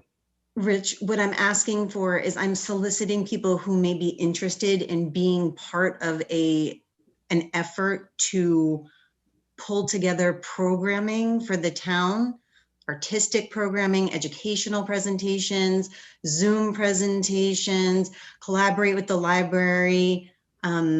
And I'm making that process open right now. I'm soliciting interest. So why don't we do this? I mean, if for me, it's, you know, sort of nod of inclination, fine, go forth. And maybe you'll capture that and put that on the webpage. You know, when we get the webpage up there, you can put that same description about what, you know, what we're heading for there, and then it'll be documented and captured. So okay, so it's just putting something on the website to Yes. solicit interest, essentially, right? Yes. And as to the committee, that proposal concerning a committee is going to take place some point in the future, I guess, right? Correct. Okay. Well, as part of this website, is there going to be a mission statement, for example, or No, what's the so role with of this? so when I was like encouraging, so we're inviting patience, not urgency, into the development of this committee, because that's what this work requires. And so a mission statement would come from a group of individuals who have been meeting together around a common goal and purpose, who have created enough trust with one another and have identified enough clearly defined goals in order to develop a mission statement. When we are at that point, then we'll ask for committee members, and that's how that will go. But there won't be a mission statement and then asking for, you know, like that has to be developed, and it's not yet. I was thinking, for example, with the master plan steering committee, we put out there a charge for the committee, which is on the website, and I thought maybe Because that's that one, we kind of know where the end point is there. Right. And this is a case where we don't yet. Building up kind of just the sort of human, you know, interaction resource base to get to a point where we could develop some goals. Right. Okay. It's a little different. All right. Tony, electric vehicle chargers. Yeah, so I've been talking to a company called... This is just an update because I know Tony's been working on this. I know he's got some enthusiastic support from the Golden's Bridge Shopping Center. Correct. So the Golden Bridge Shopping Center, they're actually, I introduced them to the company that we approached through Westchester Power and Sustainable Westchester, and so they are talking to them about installing EV chargers. But at the same time, we had Blink Charging is the name of the company. We had a site visit with them across all of our town parks and properties where we felt it would make sense to potentially have these chargers installed. There has been public interest presented to the board about having these EV chargers installed. So they have provided a proposal. Basically, it's there's zero cost to the town to do this, and we could potentially make money on the electricity that gets sold to the folks charging their EVs, electric vehicles. I am waiting on the representative of Blink to connect me with their existing installation so I can talk to them and ask how the installations went, how it's working out, what are these chargers, how do they work, etc. So hopefully I gave them some dates for this week. So hopefully we'll get a couple of visits in, and then we can review the proposal at our future board meeting and make a decision on it. But I want to emphasize, it's zero cost to the town. There are a couple of rebates that help us make it zero cost, and that includes a rebate from NYSERDA, which is the New York State Dan, you probably know what that stands for. Energy Research and Development Authority. There you go. And then there's a NYSEG make ready rebate as well. So when you bundle those rebates together, it across the multiple, we're talking about Cyrus Russell House, Lewisboro Town Park, the Spring Street commuter lot. Near the library, there's a piece by the Keeler Pump House there. There's some parking, and that's town property. Onichu Park and the Vista Park as well. And with all those installations, it'll cost us, we'll actually make money on installing these. So. Well, double zero, zero cost, zero emissions. So, exactly, right. So that's the plan. So hopefully I'll have an update by next week, and we'll take next steps. Tony, are these non-Tesla charging stations, Tesla charging stations, or both? They're not Tesla. They support multiple vehicles. Tesla can use them though. Tesla can use their them. own. So it's multi. I forget what they call it. Multi-vehicle. So you're not restricted to any one vehicle, right? Because I had understood that Tesla, you had to go to a Tesla station. Well, correct. So yes. So there is. I know. So I know someone that has received a proposal from Tesla, and it's for Tesla specific vehicles. Like if you go to the Danbury Mall, there's a whole bank of chargers, and so Tesla is, they're going to only provide chargers for Teslas. Is there such thing as a universal electric station type of thing? Well, this is a multi-vehicle. The ones we're looking at will support multiple vehicles. Okay. Yeah, it's just that Tesla also has their own, proprietary charger that only they can use, but they, give their cars the ability to use these more common ones. So I didn't realize the latter. Yeah. Tony, you're well aware that you can go to our ex-town board member and discuss Tesla, right? Oh, yes, I know. She owns two. I think she owns two, yes. Right. Exactly. And I think the Oak Ridge Shopping Center is in discussions also, so hopefully they'll work that out as well. Right, exactly. Yeah, the intent is to get all three shopping centers working with these people as well, and with Blink charging. So hopefully we'll make some headway there. Yeah. Well done. Thank you. If you need help, tell more me. to come. I will. I'll let you know. I plan to meet with DOT pretty damn soon. I don't know if I can widgeon it in this week, but certainly next week. And I'm going to push very hard for some way to get highway signage.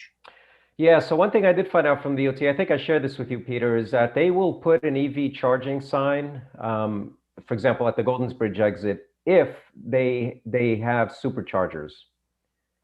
These chargers that we're going to potentially be using from Blink are not the superchargers, the level, I forget what it was, level 3 or so.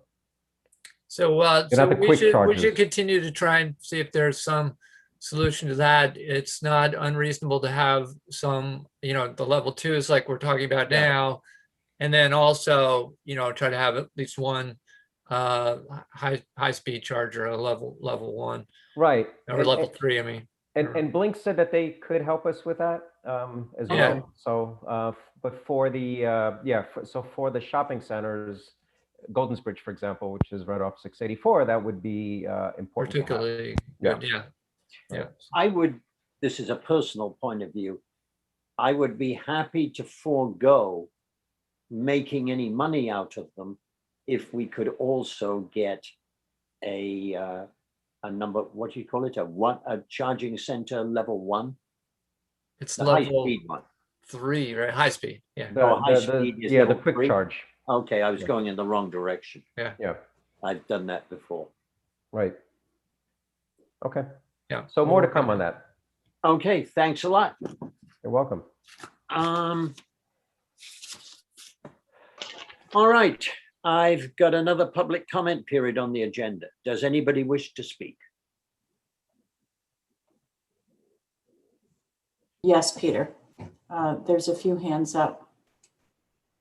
Robert Whitaker And I'm going to remind everybody you have 2 minutes to speak. I'll unmute you, Robert. Robert, I'd like to warn you of one thing.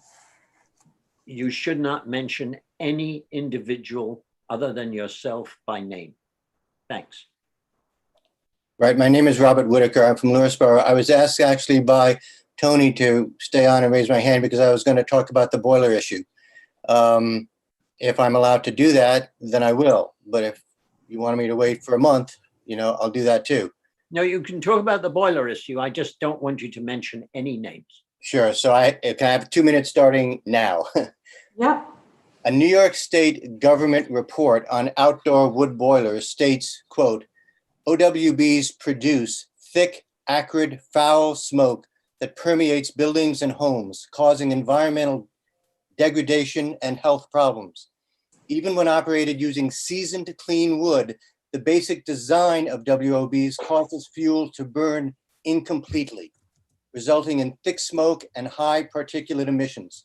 Exposure can cause short-term harm such as eye, throat, and lung irritation, coughing, shortness of breath, and trigger asthma attacks. Chronic exposure can cause heart and lung disease as well as cancer.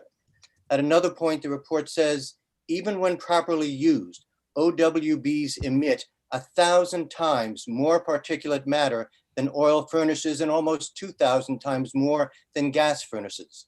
The particulates are small enough to enter people's lungs and cause serious heart and lung damage. From a global warming perspective, at 20% moisture, OWBs emit as much carbon dioxide as coal and significantly more than oil or gas. And it's a double whammy because their source of fuel, mature trees, is the major way nature absorbs carbon dioxide out of the air and stores it. To keep an outdoor boiler running 24 hours requires a mature tree almost every day.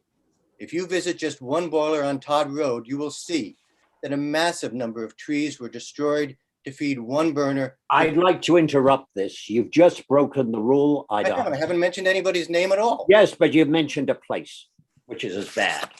And the wood used is never dried and seasoned wood because the cost for so much dried wood would be exorbitant, many times the cost of oil or gas. So people refuse to do that. Finally, catalytic converters that can at least lessen the amount of toxic smoke should be a requirement for any OWB. But that's not the solution. The proposed code allows presently existing OWBs to continue, but they are the ones causing harm to people now. We need to ban all outdoor burners, current and future, for residents who are being harmed now. Thank you. Anybody else?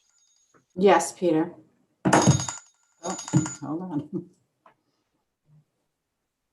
on. Asking Mary Shaw to unmute. You have 2 minutes. I think Rebecca had her hand up first. Well, right here, you're showing on my screen first, Okay. so. Okay, thank you, Mary Shaw Vista.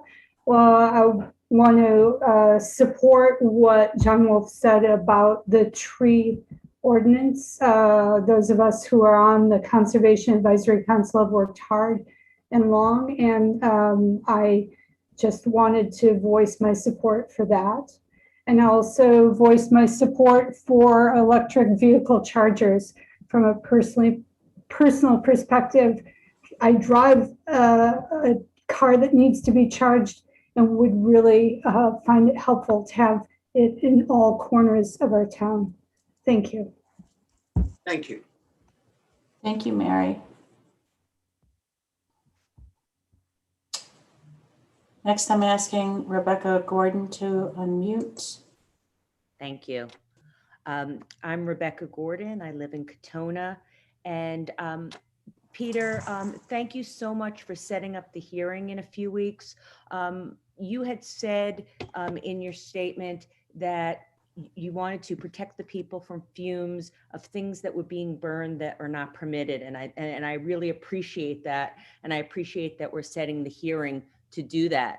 And as someone who has a daughter with asthma and who has been hospitalized for it, as someone with asthma who has been hospitalized for it. I so appreciate the board's desire to look out for the environment of our town and our community's health. And so I'd like to propose, or I'd like to ask you to propose banning the use of any outdoor burners till at least after the hearing, and even possibly Outdoor until we burner, can yeah. make sure that they're safe for the community. So it's just a 3-week period at least, so that we're all safe.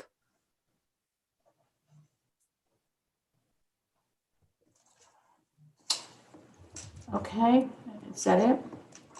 Yes. Thank you. Next, I'm asking Paul T. to unmute. Yes, hi, my name is Paul Taft. I'm a resident here in Lewisboro. I wanted to speak about the tree ordinance. I know in North Salem, the ordinance was changed for any tree within 100 feet of a dwelling be exempt from the code. That was due to a tree that fell and hit a house and killed 2 boys during Sandy. So, and I found that that was a very useful part of that ordinance, where people thought it was a safety issue that they, wouldn't have to worry about getting a permit. So I just wanted to add that. I think as far as the wood boilers, if someone's burning things in there that they shouldn't be, that really doesn't apply to the proper use of a wood boiler.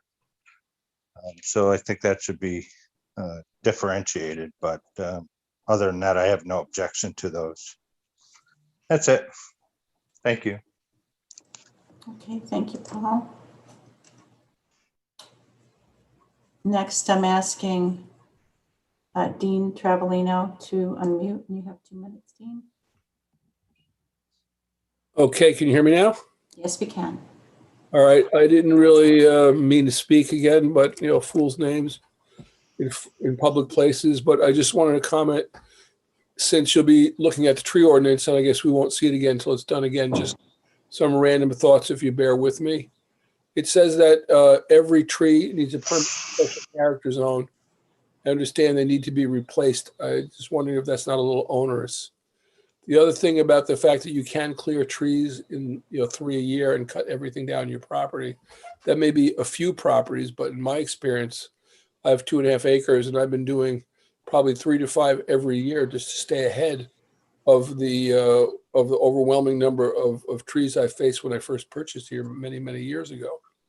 I just lost a way over 300-year-old tree, partly because I was late in getting rid of some of the junkier trees around it that sort of hurt it a lot. Something to be considered. Maybe something like 3 trees a year, or 5% of the trees on your lot, whichever is a lesser figure.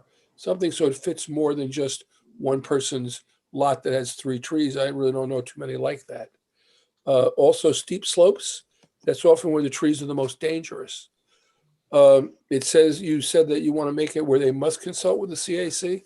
That's the kind of thing that I think got the last tree ordinance more controversial, because all the other towns use building inspector, head environmental person, and they don't use volunteers to make any decisions or even be forced to be consulting with them.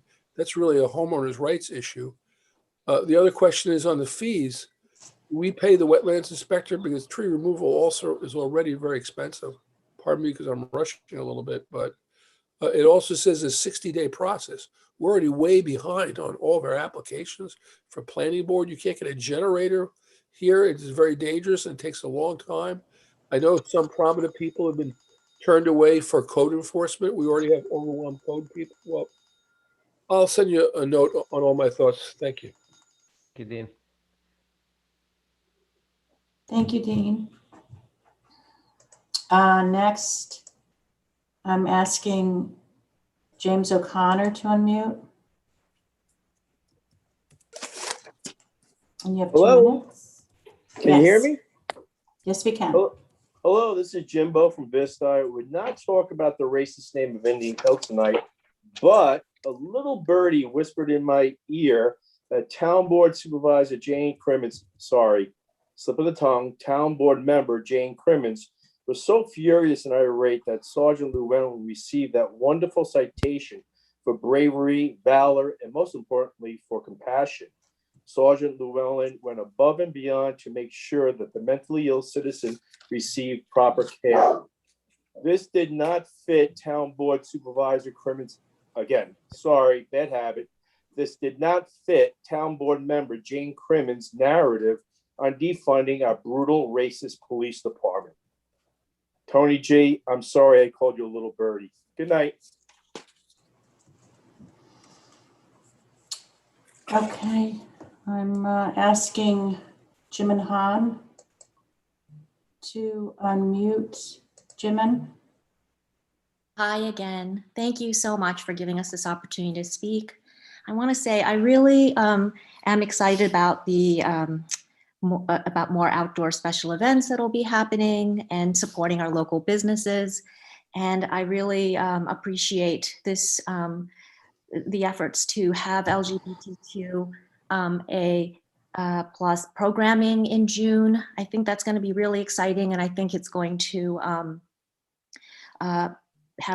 provide more opportunities for community building, get people out. I think this has just been a really hard time with COVID, and I really like the direction of that. So thank you to Town Board member Jane Crimmins and to the entire board for supporting this, I hope. And I think that having a website just to have more information available to people is something I didn't think of. I think that's a great idea. And I just hope that we can talk more about ways to bring our community together, not to say things and not to make some of these town board meetings very emotional and difficult, but actually try to bring us all together. In terms of Supervisor Parsons, I appreciate being a Korean American. I appreciate what you said about bringing attention to anti-Asian hate crimes right now. A lot of it was flamed by our former president in terms of the rhetoric that he used. And so I think it again underlines how important it is that we have these community events and have our leaders and town members all across the board, our community, speaking up for those of us. These were elderly Asian Americans, many who were killed with these terrible crimes, these hate crimes. And so it is an important time for us to all speak up and help each other. Thank you. Thanks, Jimin. Okay. Thank you, Jimin. Next, I'm asking Barbara Mangione to unmute. How is that, Janet? That's good, Barbara. Okay. The first thing I just wanted to bring up also was regarding the tree ordinance.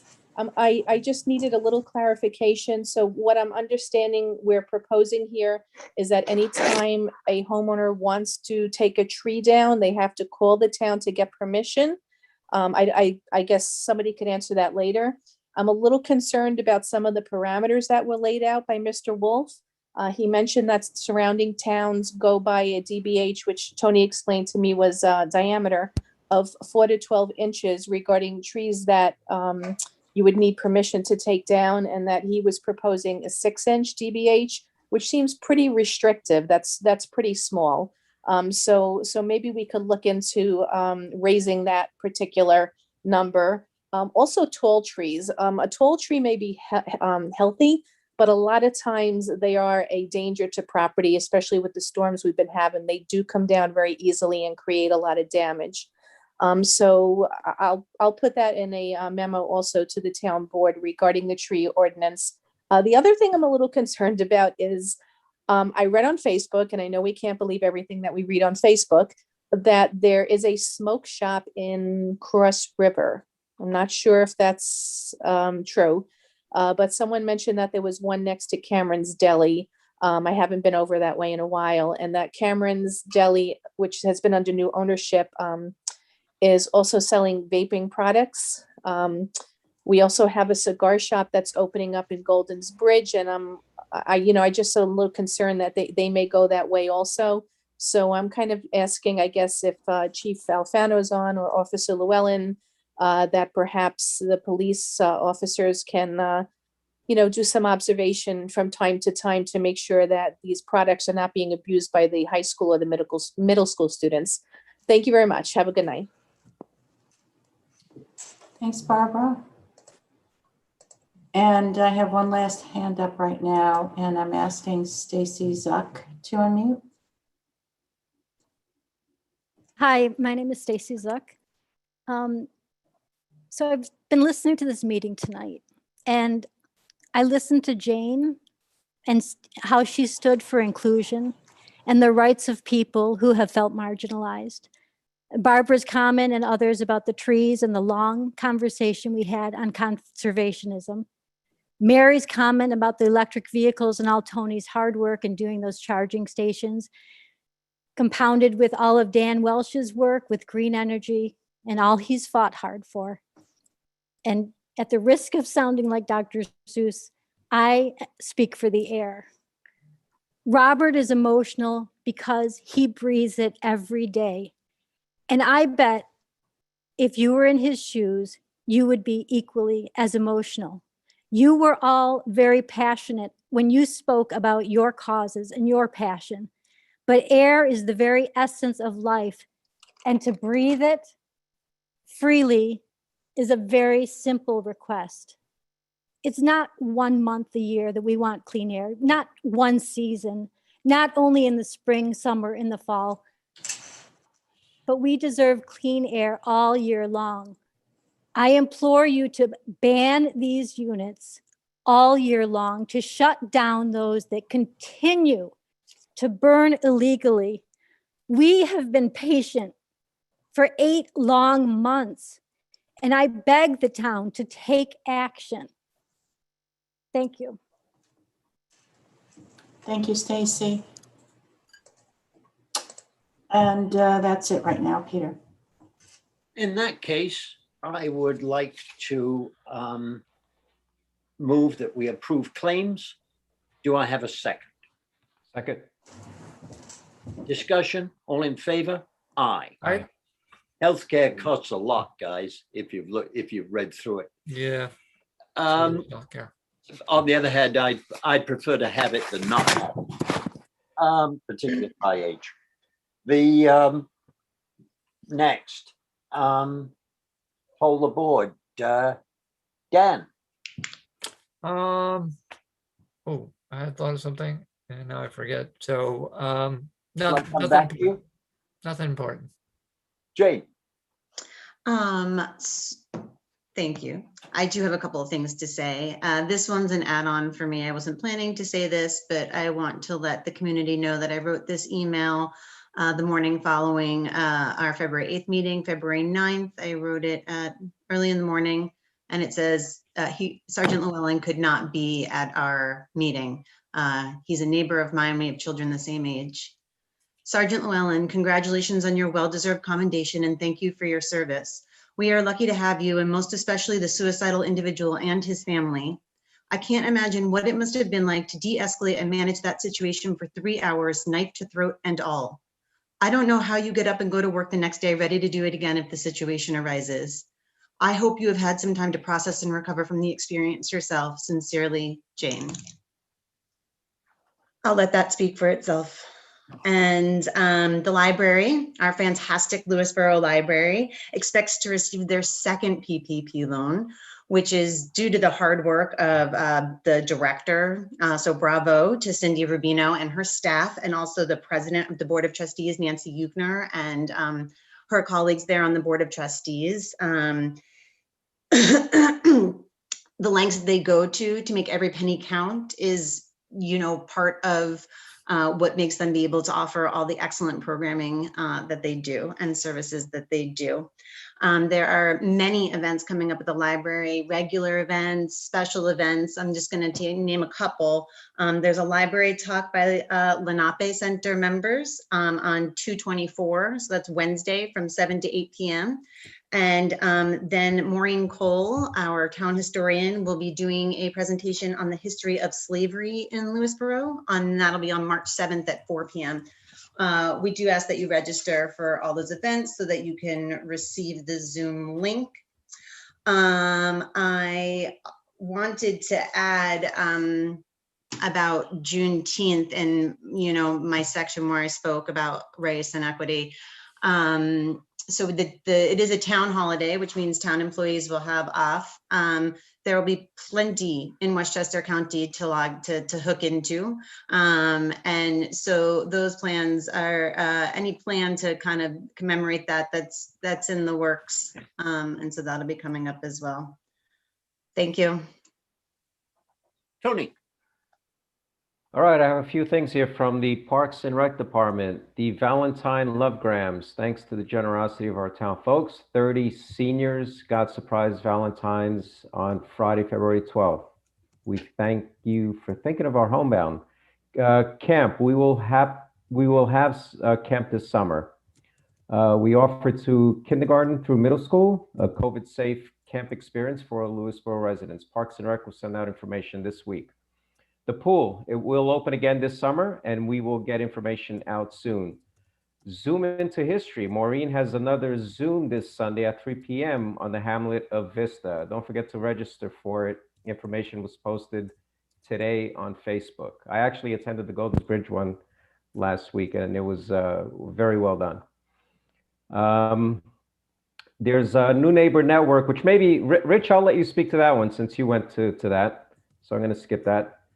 Senior adults, they've been having weekly Zoom, been meeting weekly via Zoom on Wednesday, and Chief Alfano will be giving a great talk on senior scams to them on Wednesday, March the 3rd at 11 a.m. to 12 p.m. That's great.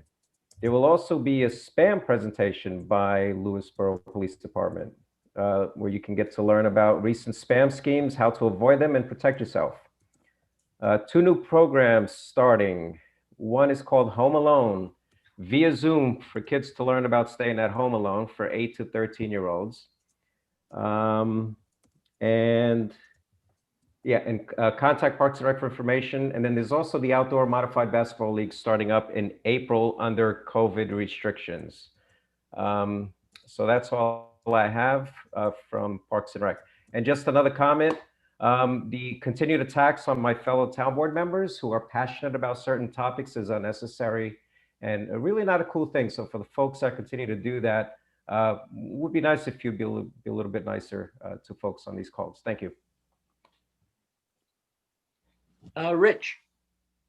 Good evening. Just a few quick things.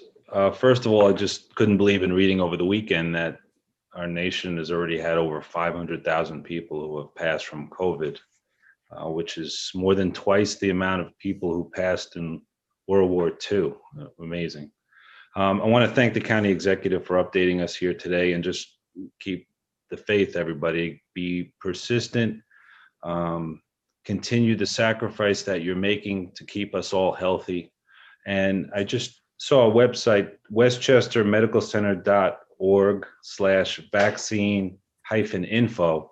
It's an opportunity. You can click on volunteer to provide immunizations if you'd like to help out down at the county center. So I found that's available. Item 2, our Police Reform and Reinvention Committee draft, I believe, has been posted on the town's website as of today, I believe, right, Peter? Should be on Yes. it. Okay, great. I've also sent it to the members of the board who are not on the committee, Right. so So that they can't miss it. So just to let everybody know, all the public know, that's available for any comments or input. There's an opportunity to do so on the website, or if you feel more comfortable, you can reach out to any member of the committee that you feel comfortable to share any information or input with, or anybody else in town that you'd like to do it through, just so that the information can get to the committee and be incorporated as we continue through the process. And last, as Tony was alluding to, our new neighbors network, sounds better with alliteration. I don't know if it was New Neighbors Forum. That was yesterday afternoon with Dana and Michael Portnoy acting as MC, who did a terrific job. We met with over a dozen, along with the supervisor, we met with over a dozen new residents to our town from faraway places, faraway lands like Long Island and Brooklyn and Astoria. It was a great opportunity where different people from town got to introduce our new residents to various parts of our town, and then each of the individual residents got to share their story, how they came to Lewisboro.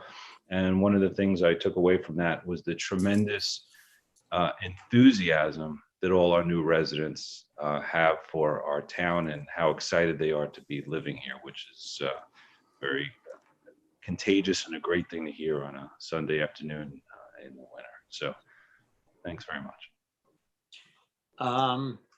Couple of things. I know the lakes engineering studies sort of comes up and then disappears. You should be aware we did the 1 month reviews and it's moving ahead on schedule. We have long been a member of the Urban County Council. However, that wasn't very useful while almost every small town in the county was excluded from any grants. CBDG is now more available, and I plan to go to their meeting tomorrow morning at 9 o'clock to see how we can benefit from those grants. Sustainable Westchester has its sort of annual meeting at 10 o'clock on Thursday, sorry. And they do a phenomenal variety of things. And any of you who wish to attend would probably learn something about the opportunities available to the town. The other thing that's already been covered. While we're on police reform, the Westchester Municipal Officials Association is holding a meeting on March the 11th at 6 p.m. by Zoom, at which we will be discussing lessons learned from this process. And the people I've lined up to speak are Robert Gazzola, the Deputy Commissioner of New Rochelle, together with the Commissioner, I've lost it. Together with the Commissioner of New Rochelle, Chief Melvin Padillo of Bedford will speak, and David Ryan will speak. You may have guessed that I picked a large police force, a mid-sized police force in Bedford, and a pretty small police force next door in Pound Ridge to get their varying reactions to the police reform and reinvention requirement of Governor Cuomo. I think that could be an interesting meeting, and anybody is welcome to attend. Just tell me and I'll give you the information. Unfortunately, because of COVID, no drinks are served. As soon as COVID goes, we will get back to serving drinks and a first-class dinner at these events. I'd now like to move to adjourn to executive session to Peter, discuss. if you wouldn't, sorry to interrupt. You want to have another meeting, do you? Yeah, March 8th. All right. I would like to announce that the next town board meeting will be on March 8th, 2021 at 7:30 via remote access. Can I now adjourn? to To executive discuss. session to discuss appointments to a committee. Do I have a second? Second. Thanks, Tony.